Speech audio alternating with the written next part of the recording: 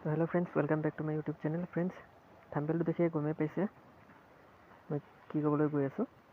হয় ফ্ৰেণ্ডছ, আপোনালোকে যদি SSCৰ ফালৰ পৰা নতুনকৈ অহা বা Ssc Chsl আবেদন কৰিছে বা কৰিব বুলি ভাবিছে, তেনেহ'লে এইটো ভুল নকৰিব আৰু সেই ভুলটো জানিবলৈ ভিডিঅ'টো চাই থাকক। কিয়নো এইটো ভুলৰ কাৰণে যোৱা SSCৰ ফালৰ পৰা অহা যিটো GD পোষ্ট আছিলে, সেইটোত বহুতৰে এডমিট অহা নাছিলে। তো বলক ভিডিঅ'টো আৰম্ভ কৰোঁ। প্ৰথমতে আপোনালোকে ক্ৰম ব্ৰাউজাৰটো খুলি SSC টাইপ কৰিব গুগলত, আৰু প্ৰথম যিটো লিংক আহিব তাতে ক্লিক কৰিব, হোম ষ্টাফ চিলেকশ্যন কমিশ্যন। মোৰ পেজটো লোডিং হৈ আছে, অলপ ৰ'ব।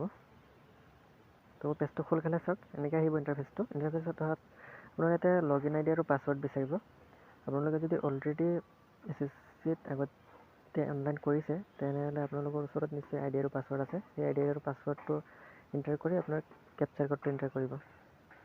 কেপচাৰ কোডটো লিখি পিনে লগ ইনত ক্লিক কৰিব। কিন্তু যাৰ ID নাই, তেনেহ'লে সেইসকলে নিউ ইউজাৰত ক্লিক কৰিব। মই কেপচাৰ কোডটো দি লগ ইনত ক্লিক কৰিছোঁ।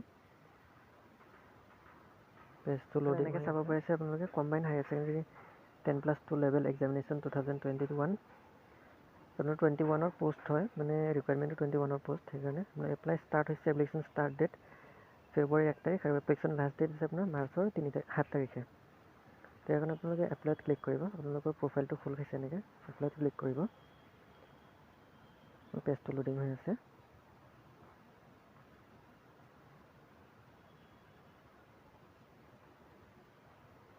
আপোনালোকৰ সন্মুখত এনেকৈ খোল খাব। দেখিছে আপোনাৰ ইয়াতে নাম থাকিব প্ৰথমত, তাৰপিছত ফাদাৰ্ছ নেম, মাদাৰ্ছ নেম, এইবোৰ গোটেইখিনি দিয়া থাকিব। আপোনালোকৰ HSLC পাছৱৰ্ড যিখিনি ডিটেইলছ, সেইখিনি আপোনাৰ কাষ্ট চাৰ্টিফিকেট, মেট্ৰিকৰ ৰোল নাম্বাৰ, এইবোৰ চব দিয়া থাকিব। তাৰপিছত আপোনালোকৰ প্ৰথমতে চিলেক্ট কৰিবলৈ ক'ব এক্সামিনেশ্যন চেণ্টাৰটো চিলেক্ট কৰি ল'ব। মই প্ৰথম প্ৰিফাৰেঞ্চ দিম আপোনাৰ গুৱাহাটী।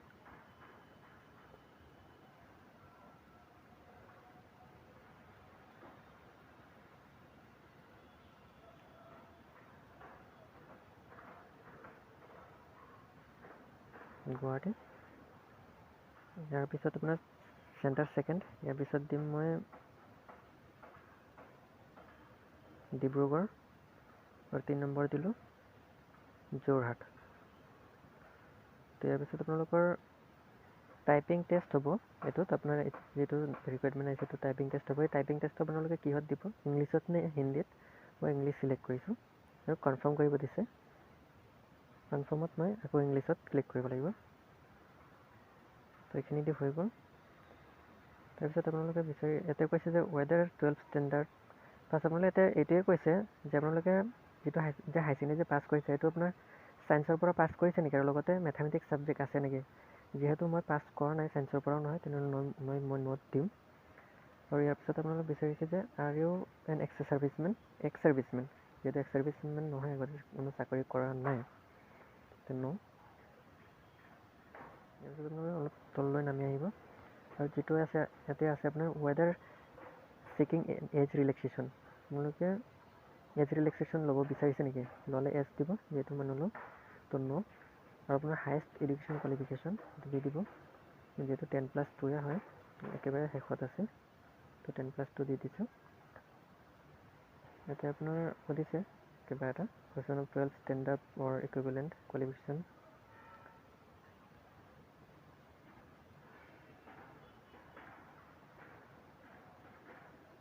ইয়াত আপোনাৰ details of qualification, qualifying education qualification, 12 standard মই চিলেক্ট কৰি দিছোঁ। তাৰপিছত আপোনাৰ ইয়াতে ষ্টেটাছ, মানে 12 ষ্টেণ্ডাৰ্ডটো আপুনি পাছ কৰিছে নে নাই, ইয়াৰ অফ পাছিং। তো ইয়াৰ অফ পাছিং ষ্টেট যিহেতু আমাৰ অসম হয়,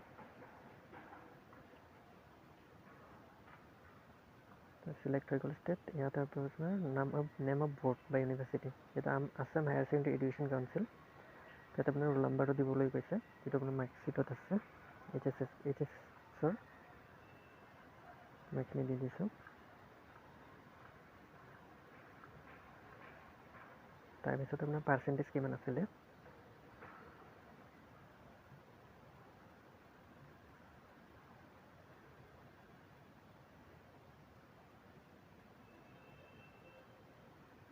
এইখিনি দিয়াৰ পিছত আপোনাৰ আৰু এটা ইয়াতে সুধিছে যে do you want to make your personal information, সেইটো মই এছ কৰি দিছোঁ। তাৰপিছত আপোনাৰ ইয়াতে এড্ৰেছটো থাকিব তলত।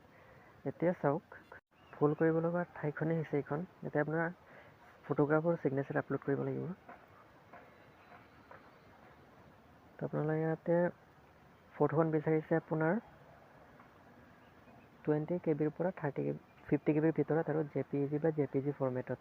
আপোনাৰ ইমেজ সাইজ বিচাৰিছে 3.5 cm উইথ আৰু 4.5 cm হাইট। লগতে ছিগনেচাৰৰ সাইজ বিচাৰিছে আপোনাৰ 10 KB পৰা 20 KB ভিতৰত আৰু ফৰ্মেট JPG বা JPG আৰু ইমেজ সাইজ 4 cm উইথ আৰু 2 cm হাইট। তো এইখিনি মই দি লৈছোঁ।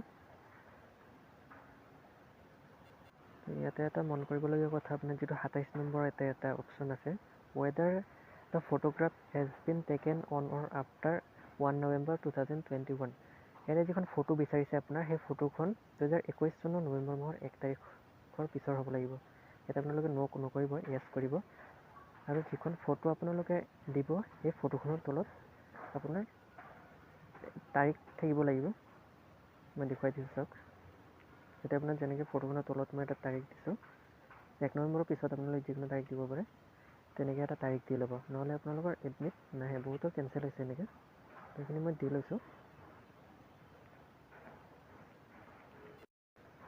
ইয়াৰ পিছত আপোনালোকে তলত গুচি আহিব। তলত গুচি অহাৰ পিছত আপোনালোকে ইয়াতে ডিক্লেয়াৰেশ্যন বিচাৰিছে। ডিক্লেয়াৰেশ্যনটো এবাৰ পঢ়ি চাই ল'ব, যিহেতু সকলোতে কিবা এটা দিবলৈ হ'লে ডিক্লেয়াৰেশ্যন বিচাৰে। তাৰপিছত আপোনালোকে আই এগ্ৰীত ক্লিক কৰি কেপচাৰ কোডটো ইয়াতে টাইপ কৰিব। কেপচাৰ কোডটো টাইপ কৰি প্ৰিভিউত ক্লিক কৰিব। প্ৰিভিউত ক্লিক কৰাৰ পিছত আপোনাৰ এপ্লিকেশ্যনখন এনেকৈ আহিব। যিখিনি আপোনালোকে পুৰালে সেইখিনি এবাৰ চাবলৈ প্ৰিভিউ কৰিব দিছে। কি কি চেণ্টাৰ দিলে, এডুকেশ্যন কোৱালিফিকেশ্যন, পাৰ্চেণ্টেজ, ইয়াৰ পাৰ্চেণ্ট, এইখিনি গোটেইখিনি দিছে। এইখিনি দি হোৱাৰ পিছত আপোনালোকে তলত আহিব। তলত ফটো ছিগনেচাৰ এইখিনি দেখিবলৈ পাব। ইয়াৰ পিছত আপোনাৰ ইয়াতে দুটা অপশ্যন আছে, এডিট বা মডিফাই আৰু ছাবমিট। ছাবমিটত ক্লিক কৰিম মই, যিহেতু মোৰ গোটেইখিনি পূৰাই হৈ গ'ল। তো ইয়াতে আপোনাৰ কৈছে you can not edit after the submission, so' check all details carefully, click okay if you want to submit. ইয়াতে আপোনাক কৈছে যদি আপোনাৰ কিবা ভুল হৈছে তেনেহ'লে কেঞ্চেল কৰি এবাৰ এডিট বা মডিফাইত ক্লিক কৰি আপোনালোকে এবাৰ চাই লওক। মই অ'কেত ক্লিক কৰিছোঁ, কাৰণ মোৰ একো ভুল নাছিলে। তো ক্লিক কৰাৰ পিছত আপোনাৰ এপ্লিকেশ্যন ফৰ্ম ইজ প্ৰভিজনেলি একচেপ্টেড বুলি আহিব। অ'কে আৰু প্ৰিণ্ট আছে, মই প্ৰিণ্ট কৰি ল'ম। প্ৰিণ্টত ক্লিক কৰাৰ পিছত আপোনাৰ এনেকৈ PDF ফাইল এটা লোডিং হ'ব।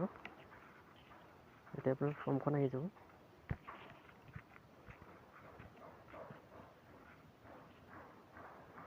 অলপ ৱেইট কৰিব। তো এনেকৈ আহি যাব আপোনাৰ ফৰ্মখন। তাতে ফটো থাকিব, ছিগনেচাৰ থাকিব। সেইটো আপোনালোকে ডাউনলোড কৰি ল'ব। মই প্ৰিণ্টত ক্লিক কৰি PDF হিচাপে ছেভ কৰি থৈ দিছোঁ, মই পিছত প্ৰিণ্ট কৰি ল'ম। তো ফ্ৰেণ্ডছ, এইখিনি আছিলে ভিডিঅ'টো। যদি ভিডিঅ'টো চাই ভাল পালে তেনেহ'লে ভিডিঅ'টো লাইক কৰিব আৰু চেনেলটো ছাবস্ক্ৰাইব কৰিবলৈ নাপাহৰিব। ধন্যবাদ।